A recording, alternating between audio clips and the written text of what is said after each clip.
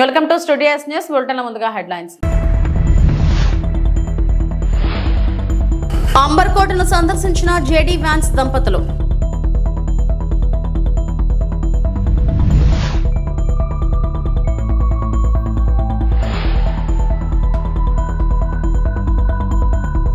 Gaddar Telangana film awards.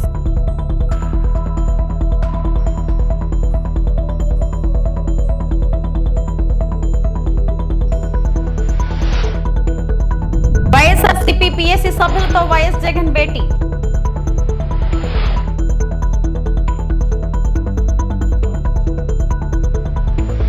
భారత్లో పర్యటిస్తున్న America అధ్యక్షుడు జెడ్ వ్యాన్స్ కుటుంబ సమేతంగా మంగళవారం జైపూర్లోని అంబర్ కోటను సందర్శించారు. వాన్స్ కుటుంబ సభ్యులకు యునెస్కో వరల్డ్ హెరిటేజ్ సైట్ వద్ద రాజస్థానీ సాంప్రదాయంలో ఘన స్వాగతం లభించింది. హతీగావ్లో ప్రత్యేక శిక్షణ పొందిన చందా, పుష్ప అనే ఏనుగులు వాన్స్ కుటుంబానికి స్వాగతం పలకగా పలువురు నృత్యాలతో అలరించారు.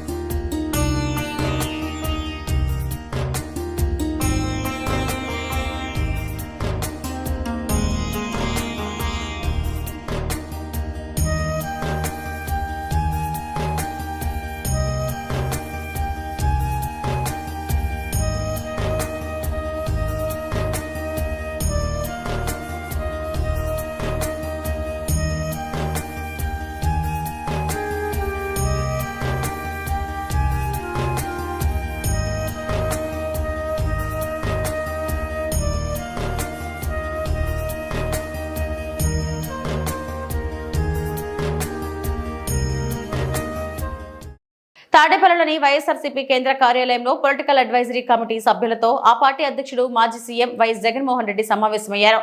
తాజా రాజకీయ పరిణామాలపై చర్చించే అవకాశం ఉంది. పార్టీ భవిష్యత్ కార్యాచరణపై వైఎస్ జగన్ దిశానిర్దేశం చేయనున్నారు. తాజాగా 33 మంది సభ్యులతో పీఏసీని ఏర్పాటు చేయగా పీఏసీ ఏర్పాటు తర్వాత మొదటిసారిగా మీటింగ్ నిర్వహిస్తున్నారు.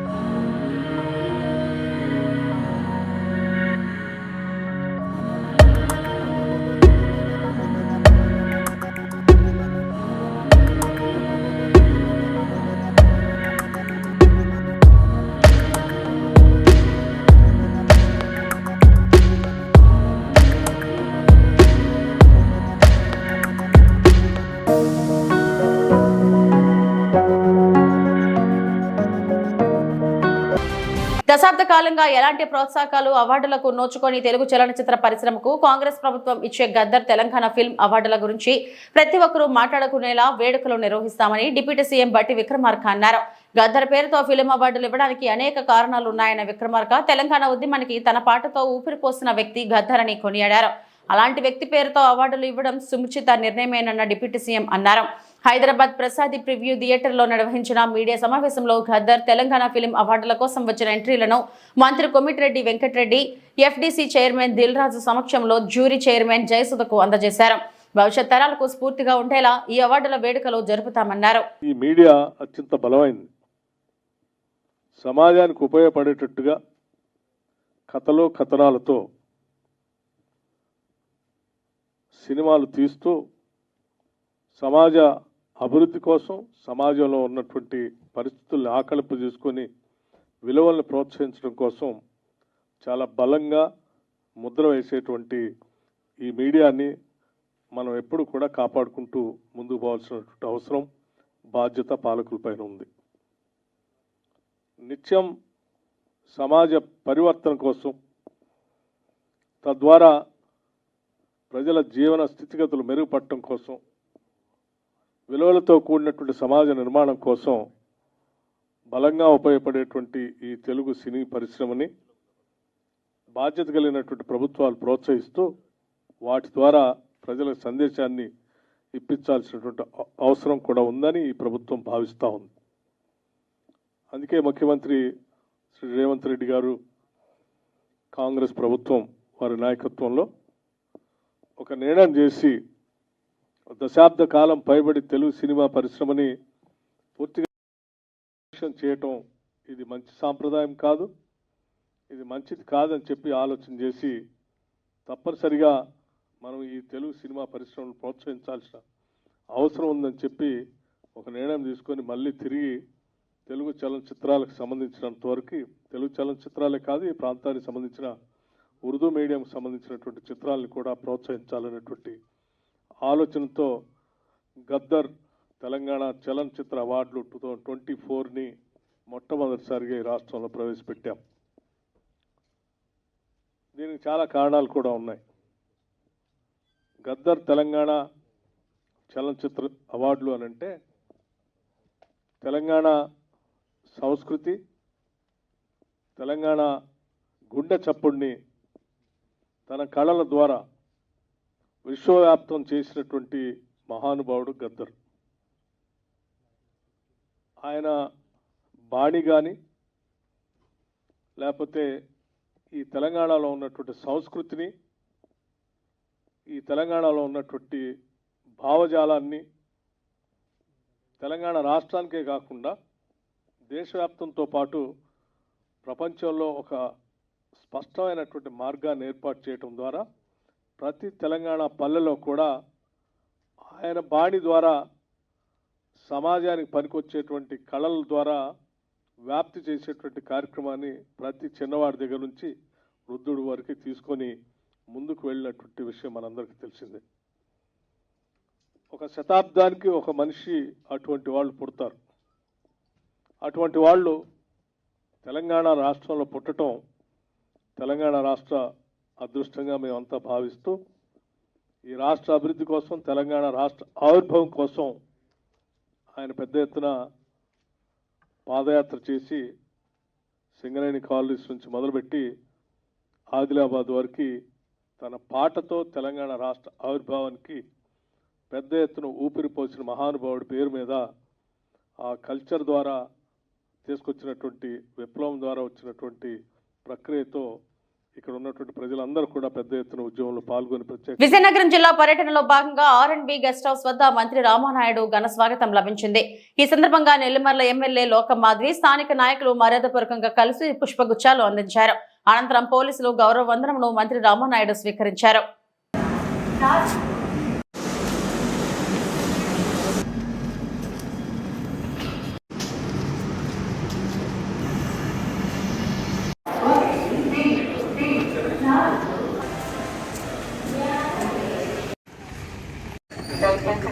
Birthday number 1 puri Gandhi centre జొన్నల పుస్తకాన్ని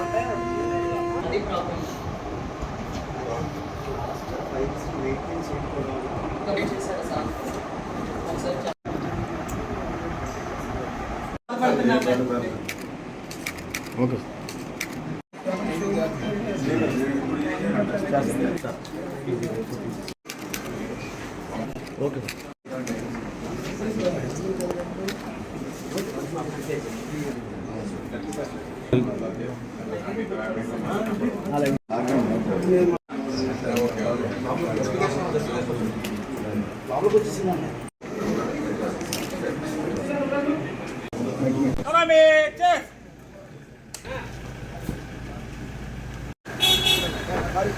ఇప్పటికే తెలుగుదేశం పార్టీ నుండి సదరు కబ్జాదారులు అయిన బండారు నరసింహనాయుడును ఎమ్మెల్యే బండారు ఇప్పటికే బహిష్కరించినట్లు తెలుస్తుంది. ఇలాంటి అక్రమార్కులను కఠినంగా శిక్షించి తమకు న్యాయం చేయాలని బాధితులు వాపోతున్నారు. కష్టపడి సంపాదించిన తమ భూములను తమకు అందించి న్యాయం చేయవలసిందిగా జిల్లా కార్యాలయంలో కన్నీటి పర్యంతమయ్యారు.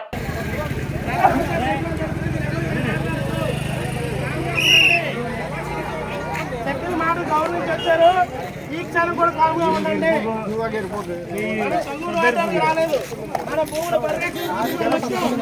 మన భూముల పరిరక్షణ మనకు కావాలి.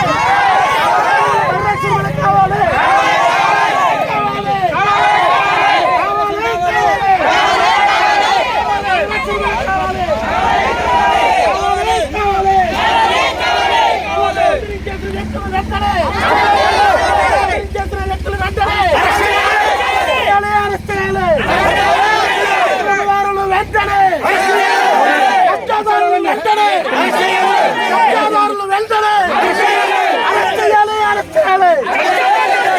న్యాయం కావాలి.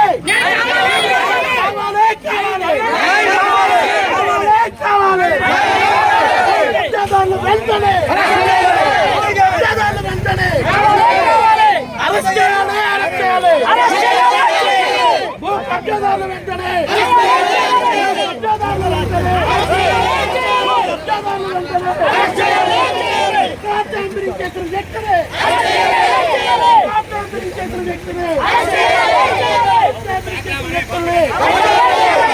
కబ్జాదారులు సాధించిన అధికారులు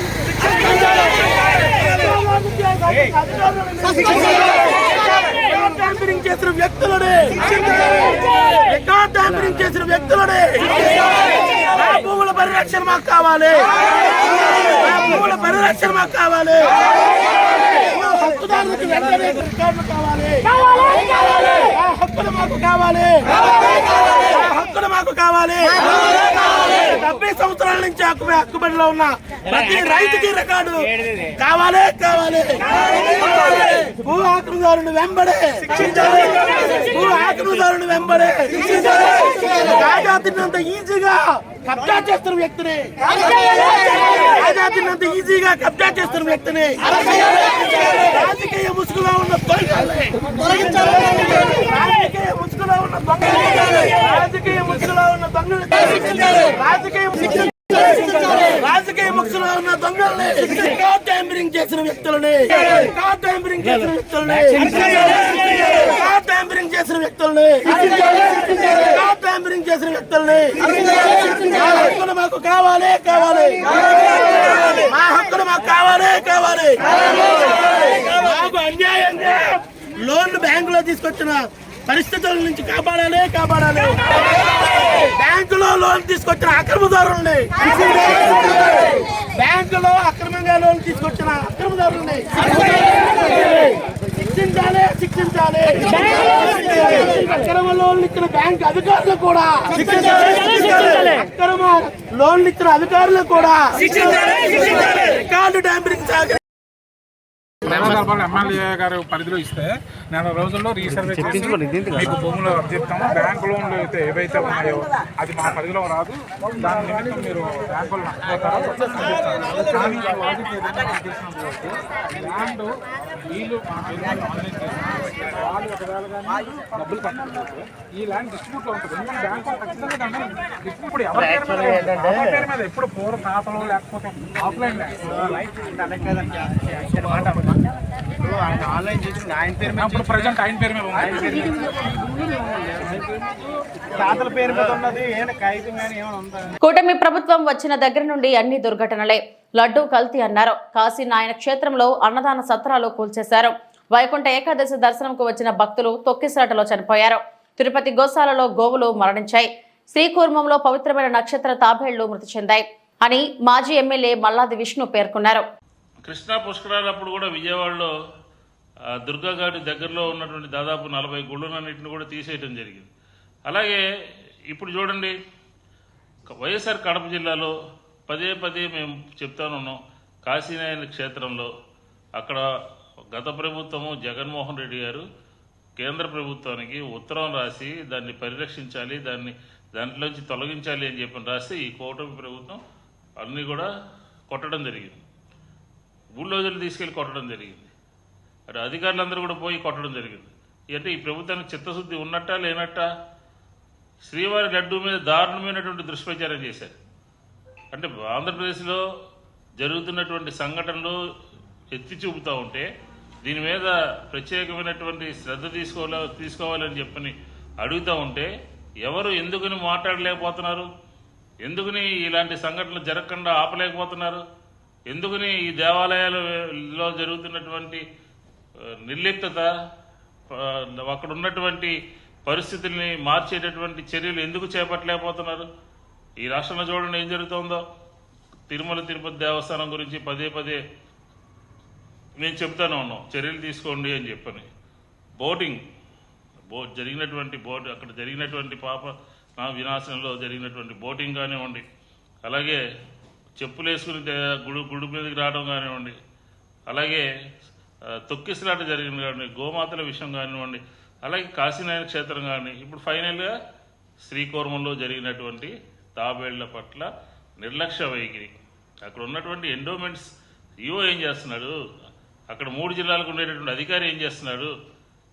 ఈ దేవాలయాల వ్యవస్థ అంతా కూడా సరైన విధంగా చర్యలు చేపట్టి భక్తులకి సరైన సౌకర్యాలు కల్పించడంలో కానీ, అక్కడ ఉన్నటువంటి ఆ ప్రాశస్యాన్ని కాపాడటంలో కానీ నిర్లక్ష్యంగా పూర్తిగా వైఫల్యం చెందింది ఈ కూటమి ప్రభుత్వం అని చెప్తా ఉన్నాం. ఎందుకంటే అక్కడ ఉన్నటువంటి దాదాపుగా 200 తాబేళ్లు ఉన్నట్టున్నాయి. వాటిని మీరు పరిరక్షించలేరా? వాటిని కాపాడలేరా? వాళ్ళ పట్ల చర్యలు తీసుకోలేరా? అసలు దానికి నెంబరింగే వేయలేదు. గత ప్రభుత్వంలో అయితే, మా ప్రభుత్వంలో అయితే ప్రతి ఒక్క తాబేలుకి ఆరోగ్య పరీక్షలు చేయటము, నెంబర్లు వేయటము, పలు జాగ్రత్తలు తీసుకోవటము, ఆలయ వ్యవస్థని చాలా చక్కగా చాలా దీంతో చేయడం జరిగింది. ఈరోజు ఏం జరుగుతుంది? పోస్ట్ మార్టం చేశారు. పోస్ట్ మార్టం చేసినటువంటి సంఘటన పోస్ట్ మార్టం కూడా చేయకుండా దహనం చేసేశారు. ఎందుకని ఆ రకంగా చేయాల్సి వచ్చింది? గతంలో ఏదైనా జరిగితే ఒక పద్ధతి ప్రకారం పై అధికారులకు ఇన్ఫార్మ్ చేసి దాన్ని సరైనటువంటి చర్యలు తీసుకున్నటువంటి పరిస్థితి మనకు కనపడేది. ఈరోజు పోస్ట్ మార్టం లేదు, నెంబరింగ్ లేదు, అక్కడే పక్కనే దహనం చేయటము, గుడి ఈవో ఆఫీస్ వెనకాలే దహనం చేయటము. అసలు ఎక్కడ పోతుంది ఆంధ్రప్రదేశ్లో హిందూ ధర్మం? ఎక్కడికి పోతుంది ఆంధ్రప్రదేశ్లో దేవాలయ వ్యవస్థ? అంటే మేము ప్రతిరోజు మాట్లాడుతూ ఉన్నా ప్రభుత్వానికి చీమ కుట్టినట్టు లేదు. కాబట్టి బురద జల్లమంటే మాత్రం బురద జల్లేస్తారు. ఇతరుల మీద బురద జల్లడానికి, జగన్మోహన్ రెడ్డి గారి మీద బురద జల్లడానికి, వైఎస్ఆర్ కాంగ్రెస్ పార్టీ మీద బురద జల్లడానికి రెడీగా ఉంటారు. మా హయాంలో హిందూ ధర్మాన్ని కాపాడినట్టుగా, దేవాలయ వ్యవస్థని కాపాడినట్టుగా ఆధ్యాత్మికమైనటువంటి చింతనని ఆంధ్రప్రదేశ్లో ప్రతిబింబించింది ఆనాడు ఉన్నటువంటి వైఎస్ఆర్ కాంగ్రెస్ పార్టీ ప్రభుత్వం. కానీ ఈనాడు వరుస సంఘటనలు జరుగుతూ ఉన్నాయి. ఎక్కడ ఏ సంఘటన పట్ల ప్రభుత్వం కానీ, సంబంధిత అధికారులు కానీ, సంబంధిత మంత్రులు కానీ ఎక్కడ కూడా బాధ్యత తీసుకున్నటువంటి కార్యక్రమం లేదు. కాబట్టి నిన్న శ్రీకూర్మంలో జరిగినటువంటి సంఘటన, నక్షత్ర తాబేళ్లు మరణించడం అనేది చాలా దురదృష్టకరమైనది, ఆందోళనకరమైనది, మనసును కలిచివేసేటటువంటి సంఘటన. ఈ సంఘటనకి బాధ్యులు ఎవరు? ఆ నిర్లక్ష్యానికి బాధ్యులు ఎవరు? ఆ నిర్లిప్తతకి బాధ్యులు ఎవరో చర్యలు తీసుకోవాలని చెప్పని మేము డిమాండ్ చేస్తాం. టీడీపీ సెంట్రల్ ఆఫీస్ లో వ్యక్తి ఆత్మహత్యాయత్నం. దెందులూరులో మట్టి మాఫియా వేధింపులు భరించలేక టీడీపీ ఆఫీస్ లో దాసరి బాబురావు ఆత్మహత్యా ప్రయత్నం.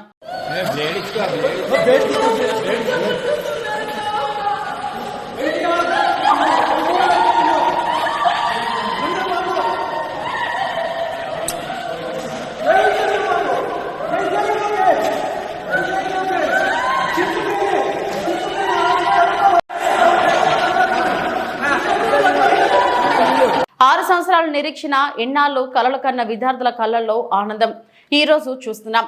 ఇచ్చిన మాట ప్రకారం మెగా డిఎస్సీని విడుదల చేసిన చంద్రబాబుకి, నారా లోకేష్ కి కృతజ్ఞతలు తెలియజేస్తూ మెగా డిఎస్సీ అభ్యర్థులతో కలిసి శాప్ చైర్మన్ రవినాయుడు తిరుపతిలో పాలాభిషేకం.